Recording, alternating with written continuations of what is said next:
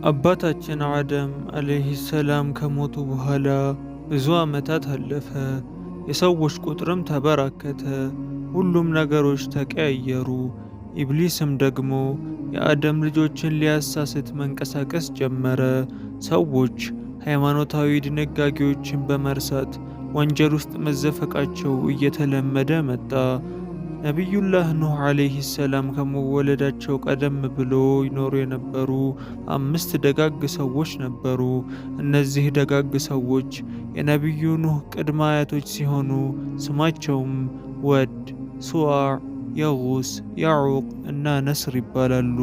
እነዚህ 5 ሷሊሖች ሲሞቱ ለእነሱ ክብርና ለማስታወሻነት በሚል ሰዎች ድንጋይ ጠርበው ሐውልት ተቆሙላቸው።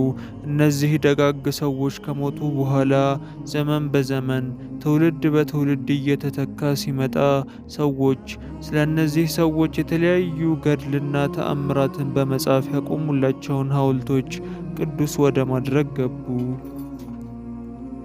የአደም ልጆች ጠላት የሆነው ኢብሊስ ይህን ሲሰማ በፍጥነት በመንቀሳቀስ ሰዎች እነዚህን ምስሎች እንዲያመልኩ ይወተውት ጀመር።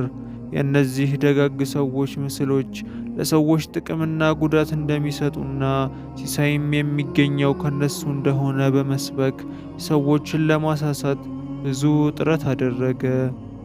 በዚህን ጊዜ ሰዎች የእነዚህን ደጋጎች ምስል ወደ ማምለክ ተሻገሩ። ታቦቶችን ሰርተው ያመልኩት የመጀመሪያዎቹ ሰዎች እነሱ ነበሩ። ከዚህ በኋላ ነበር የጣዖት አምልኮት በምድር ላይ የተሰራጨው። ከአደም በኋላ የመጀመሪያው መልእክተኛ። ከአደም በኋላ ሰዎች አላህን ብቻ እንዲያመልኩ የአላህን ትዕዛዝ ለማስተላለፍ የተላኩት የአላህ ነቢይ ኑህ ዓለይሂ ሰላም ናቸው። ኑህ ዓለይሂ ሰላም አመስጋኝ ባሪያ ነበሩ። አላህ ሱብሓነሁ ወተዓላ በዚህ ባህሪ ገልጿቸዋል። ምክንያቱም ሲበሉም ሲጠጡም ወይም ልብስ ሲለብሱ አሊያም ጤንነትና ብርታት ሲሰማቸው እንዲሁም ከመኝታ ሲነሱ አላህን ያመሰግኑ ነበር። ኑህ ዓለይሂ ሰላም በሕዝባቸው መካከል ሀብታም ወይም ንጉሥ አሊያም መሪ አልነበሩም። ነገር ግን ንጹሕ ልብ ያላቸው ቁጥብ ሰው ነበሩ። ኑህ ብሩህ አእምሮና ንጹሕ ልቦና ያላቸው ሰው ስለነበሩ አላህ ከሕዝቦቻቸው መካከል መርጦ ነቢይ ያደረጋቸው።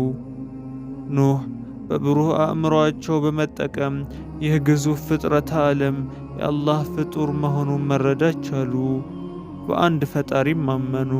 ከዚያም አላህ ሱብሓነሁ ወተዓላ መረጣቸውና ሕዝቦቻቸው አላህን ብቻ እንዲያመልኩ ጥሪ እንዲያደርጉላቸው ላካቸው። ኑህም ዓለይሂ ሰላም ወገኖቼ ሆይ አላህን ተገዙ፣ ለእናንተ ከእርሱ ሌላ ምንም አምላክ የላችሁም አሏቸው። በዚህን ጊዜ ሰዎች በጣም በመገረም ተመለከቷቸው። ሌላ አምላክ የለም፣ አላህን ብቻ አምልኩ በማለት ጥሪ ስላደረጉላቸው እንግዳ ነገር ሆነባቸው። ነቢዩላህ ኑህ የሕዝቦቻቸውን መገረም ሲያዩ ይበልጥ ወደ ልቦናቸው በመቅረብ ለእነሱ እንደሚፈሩላቸው ነገሯቸው። የሚፈሩላቸውን ነገር ምን ይሁን? እኔ በእናንተ ላይ የከባድ ቀንን ቅጣት ፈራላችኋለሁ። በእነዚህ አጭርና ቀላል አረፍተ ነገሮች ተጠቅመው ኑህ ዓለይሂ ሰላም ለሕዝቦቻቸው ጥሪ አስተላለፉ። ፈጣሪያችሁ አንድ ነው፣ ሌላ አምላክ አለ ብላችሁ አታስቡ። ጤናማ አእምሮ ካላችሁ ልታመልኩ የሚገባው እሱም ብቻ ነው። ይህን ካላደረጋችሁ ግን ቅጣት ይመጣባችኋል ብዬ እፈራላችኋለሁ አሏቸው። ይህ ቅጣት ደግሞ ነገ ከነገ ወዲያ ሳይሆን ሰዎች ሁሉ ጌታቸው ፊት ቀርበው በስራቸው የሚመረመሩበት የትንሣኤ ቀን ነው። ይህን ሁሉ ሲሆን ሰዎች ዝም ብሎ ከመስማት ውጪ ለኑህ ዓለይሂ ሰላም ምንም አይነት መልስ አይሰጡም ነበር። ምንም እንኳ በዝንጋታና እንቅልፍ ውስጥ ቢሆኑም እኚህን ታላላቅ ቃላት በመሰንዘር ኑህ ዓለይሂ ሰላም አነቋቸው። በአንጻሩ ደግሞ አላህን ብቻ የሚያመልክ ሰው ትልቅ ምንዳ እንደሚያገኝና አላህም በእዝነቱ ውስጥ አካቶት ጀነት እንደሚያኖረው ነገሯቸው። ነቢዩላህ ኑህ ዓለይሂ ሰላም በዚህ ሁኔታ ሰዎችን እያስተማሩ እያለ በአደም ልጆች ላይ ድል መቀዳጀት የለመደው ኢብሊስ ከኑህ ቀደም ብሎ የነበሩትን ሰዎች አሳስቶ ጣዖት እንዲያመልኩ በማድረጉ ተሳክቶልኛል ብሎ ተደስቶ ስለነበር አሁን በኑህ ዓለይሂ ሰላም ዳዕዋ ምክንያት ለተወሰነ ጊዜ ተሳክቶለት የነበረው እቅድ አደጋ ላይ እንደወደቀ ተሰማው። በዚህን ጊዜ ኢብሊስ የኑህን ሰዎች በተለያየ መንገድ ይወሰውስ ጀመር። የዚህ ውስወሳው ውጤትም ብዙዎቹ ላይ ይታይ ነበር። ደካሞችና ድሆች በነቢዩላህ ኑህ ዓለይሂ ሰላም ትምህርት አመኑ። ይህም የኑህን ተስፋ አለመለመው፣ ዳዕዋቸውንም አጠነከረው። በአንጻሩ ደግሞ ሀብታሞችና ጉልበተኞች ኑህን በጥርጣሬ ዓይን ይመለከቱ ጀመር። ኑህን እጅግ በቀዘቀዘ ስሜት ተቀበሏቸው። በእነዚህ ሰዎች አእምሮ ውስጥ የሚመለሰው ነገር ምን ነበር? እነዚህ ኩራተኞች አደገኛ ሴራ በማሴር ነቢዩላህ ኑህን ለመዋጋት ቆርጠው ተነሱ። ነቢዩላህ ኑህ ሕዝቦቼ ሆይ አላህን ተገዙ፣ ከእርሱ ሌላ ምንም አታምልኩ፣ የሚመለክም አምላክ የላችሁም፣ አትጠነቀቁምን? ብለው ጥሪ ሲያደርጉላቸው ኑህ ከሰው ዘር በመሆናቸው ብቻ እንደ ነውር በመቁጠር ቢጤያችን ሰው ነህ እንጂ ሌላ አርገን አናይህም ብለው መለሱላቸው። ኑህ ሆይ አንተ እንደኛው ሰው ነህ፣ ጥሪህንም የተቀበሉት ደካሞችና ድሆች ናቸው። እኛ አለቆችና መሪዎች ነን። ከእነሱ ጋር አንድ ሃይማኖት አንከተልም። እኛ ጥሪህን እንድንቀበልና እንድናምንልህ ከፈለክ ድሆችንና ደካሞችን ካጠገብህ አርቅ አሏቸው። ይህ የሚገርምና በንቀት የተሞላ አባባል ነው። ኑህ ድሃም ይሁን ሀብታም አማኝን ማባረር አይችሉም፣ ገንዘብም የአላህ ነው። ከህዝቦቻቸው የዚህ አይነት መልስ ቢገጥማቸውም ነቢዩላህ ኑህ ዓለይሂ ሰላም ትዕግስት በመላበስ ዳዕዋቸውን ቀጠሉ። ከነሱ ገንዘብ እንደማይፈልጉና ምንዳቸውን የሚጠብቁት ከአላህ ሱብሓነሁ ወተዓላ መሆኑን እንዲሁም ድሆችንና ደካሞችን ማባረር እንደማይችሉ ይህም ቢያደርጉ አላህ ዘንድ እንደሚከሷቸው ሲነግሯቸው በለዘብታ ቃል እንዲህ አሏቸው። ሕዝቦቼ ሆይ ንገሩኝ፣ ከጌታዬ በግልጽ ማስረጃ ላይ ብሆን ከእርሱም ዘንድ የሆነን ችሮታ ነቢይነት ቢሰጠኝና በእናንተ ላይ ብትደበቅባችሁ እናንተ ለእርሷ ጠዮች ስትሆኑ እርሷን በመቀበል እናስገድዳችኋለን? አሏቸው። ከዚያም ቀጠሉ፣ ሕዝቦቼ ሆይ በእርሱ በተላኩበት ማድረስ ላይ ገንዘብን አልጠይቃችሁም፣ ምንዳዬ በአላህ ላይ እንጂ በሌላ አይደለም። እኔም እነዚያን ያመኑትን አባራሪ አይደለሁም፣ እነርሱ ጌታቸውን የሚያገኙ ናቸውና። ግን እኔን የምትሳሳቱ ሕዝቦች ሆናችሁ አያችኋለሁ። ኑህ ዓለይሂ ሰላም የገንዘብ ድልብ እንደሌላቸው፣ ነገ ምን እንደሚከሰት እንደማያውቁ፣ መልአክ ነኝ እንደማይሉ እንዲሁም የተከተሏቸው ድሆች በውስጣቸው ምንም እንደ እሳቤ እንደማያውቀው አላህ ብቻ መሆኑን አስረዷቸው።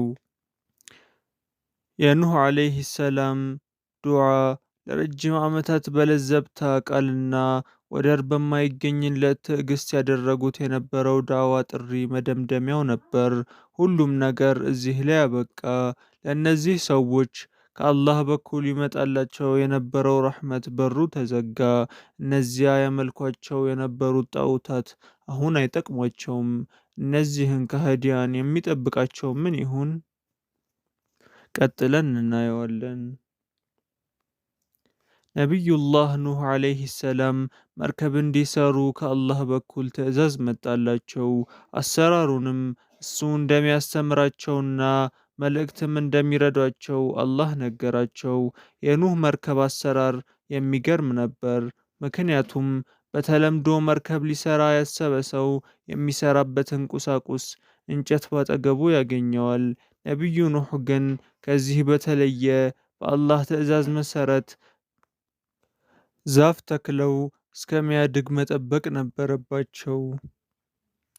ኑህ ዓለይሂ ሰላም ዛፎችን ተከሉ። ከዓመታት በኋላ ዛፎቹ አድገው ለመርከብ ሥራ ብቁ ሲሆኑ በአላህ ትዕዛዝ ዛፎቹን ቆርጠው አዘጋጇቸው። ኑህ ዓለይሂ ሰላም እንጨቱን ጠርበው ጣውላውን አሰካክተው ግዙፍ መርከብ መስራት ጀመሩ። መላእክትም አገዟቸው። ጣውላ ከጣውላ ጋር ተጣብቆ ከፍተኛ ቁመት ያላት ግዙፍ መርከብም ሰሩ። ኑህ ዓለይሂ ሰላም መርከባቸውን በሚሰሩ ጊዜ አመፀኞች በአጠገባቸው እያለፉ ይቀልዱባቸው ነበር። ኑህ እኛ አካባቢ ደረቅ መሬት ነው ያለው፣ ባህር የለም። ይህች ያንተ መርከብ በምን ላይ ነው የምትሄደው? እያሉም ይሳለቁባቸው ነበር። እርስ በርሳቸው እየተያያዙ ኑህ አብዷል፣ ያለ ባህር መርከብ ይሰራል በማለት አላገጡባቸው። ነገሩ አለቀ፣ መርከቧም ተሰራች። ኑህም ዓለይሂ ሰላም የአላህን ትዕዛዝ እየጠበቁ ተቀመጡ። የአላህ ትዕዛዝ መጣ። ትዕዛዙ ጡፋን መጀመሩን ያመለክት ነበር። ነገር ግን ኑህ ጡፋን መጀመሩን በምን ሊያውቁ ይችላሉ? ጡፋን መጀመሩን አላህ ሱብሓነሁ ወተዓላ ለኑህ ያሳወቃቸው በልዩ ምልክት ሲሆን እሱም በቤታቸው ውስጥ ካለው ምድጃ ውሃ ሲፈልቅ የጡፋን መጀመሪያ መሆኑ ኑህ ይህን እንዲረዱ ነበር። የቀጠሮ ቀን ደረሰ። ከምድጃ ውስጥ ውሃም ፈለቀ። ኑህም መርከባቸውን ከፍተው አማኞችን በፍጥነት እንዲገቡ አደረጉ። መልአኩ ጅብሪል ወደ መሬት ወርዶ ከእያንዳንዱ እንስሳ በራሪዎች ዝርያ ወንድና ሴት እያደረገ ሁለት ሁለት እንስሳ ወደ መርከቡ አስገባ። በሬ፣ ላም፣ ወንድ ሴት ዝሆን፣ ወንድ ሴት ድመት ወዘተ። ከመሬት ውስጥ ውሃ ፈነዳ፣ ከሰማይም ተንቧቧ። ከጥቂት ጊዜ በኋላ መሬት በውሃ ተጥለቀለቀች። ከባህር ወለል በላይ ያለው የውሃ ከፍታ በጣም ስለጨመረ ማዕበሉ በረታ። መርከቧም በማዕበሉ ላይ ከፍ ብላ መጓዝ ጀመረች። ኑህ ዓለይሂ ሰላም አማኞችን ይዘው በመርከቧ ላይ ተሳፈሩ። ከሃዲያን ግን በማዕበል ውስጥ ቀሩ። ውሃው ወዲህ ወዲያ እየወሰደ ከተለያዩ ግዑዝ ነገሮች ጋር እያፋጀ ፈጃቸው። ነቢዩ ኑህን ቤተሰቦቻቸውስ እንዴት ሆኑ? የነቢዩ ኑህ ዓለይሂ ሰላም ሚስት በዳዕዋው አላምንም ብላ ከካህዲያን ጎን ተሰልፋ ስለነበር ከነሱ ጋር ሰመጠች። ሦስቱ ልጆቻቸው ሳም፣ ሃም እና ያፊስ አምነው አባታቸውን በመከተላቸው ከምዕመናን ጋር ዳኑ። ያም የተባለው ልጃቸው ግን ካለማመኑም ሌላ ልጄ ሆይ ከእኛ ጋር ተሳፈር፣ ከከሃዲዎችም አትሁን በማለት ወደ መርከቧ እንዲወጣ አባቱ ጥሪ ቢያቀርቡለትም ከውሃ ወደሚጠብቀኝ ተራራ እጠጋለሁ ሲል መልስ በመስጠት ጥሪያቸውን ሳይቀበል በመቅረቱ ከጠፉት ሰዎች ሆነ። ተራራው ከመስመጥ ሊያድነው አልቻለም። ኑህ ዓለይሂ ሰላም ልጃቸውን ለማዳን በማሰብ አላህን እንዲህ በማለት ጠይቀው ነበር። ጌታዬ ሆይ ልጄ ከቤተሰቤ ነው፣ ኪዳንህም እውነት ነው። አንተም ከፈራጆቹ ሁሉ ይበልጥ አዋቂ ነህ። ቤተሰቦቼ እንደሚድኑ ቃል ገብተህልኝ ነበር። አላህ ሱብሓነሁ ወተዓላም እንዲህ ሲል መለሰላቸው። ኑህ ሆይ እርሱ ቤተሰብህ አይደለም፣ እርሱ መልካም ያልሆነ ሥራ ነው። በእርሱ እውቀት የሌለህንም ነገር አትጠይቀኝ። እኔ ከሚሳሳቱት ሰዎች እንዳትሆን እገሥጽሃለሁ። እንደሚድኑ ቃል የገባውልህ ከቤተሰቦችህ መካከል ያመኑትን ብቻ ነው አላቸው። በዚህ ጊዜ ኑህ እንደተሳሳቱ ተሰምቷቸው ጌታቸውን ምሕረት ጠየቁ። እሱም ይቅርታ አደረገላቸው። በመጨረሻም መሬት ውሃውን እንድታሰርግ ሰማይም መዝነቡን እንድታቆም ታዘዙ። ሁለቱም የአላህን ትዕዛዝ ፈጸሙ። ውሃውም ጎደለ። ኑህም በሰላም በአላህ ረድኤት ከመርከባቸው ላይ ወረዱ። እንስሳትም ከመርከቧ ወርደው በምድር ላይ ተበተኑ። ኑህ ለአላህ ምስጋና ለማድረስ ስጁድ ወረዱ።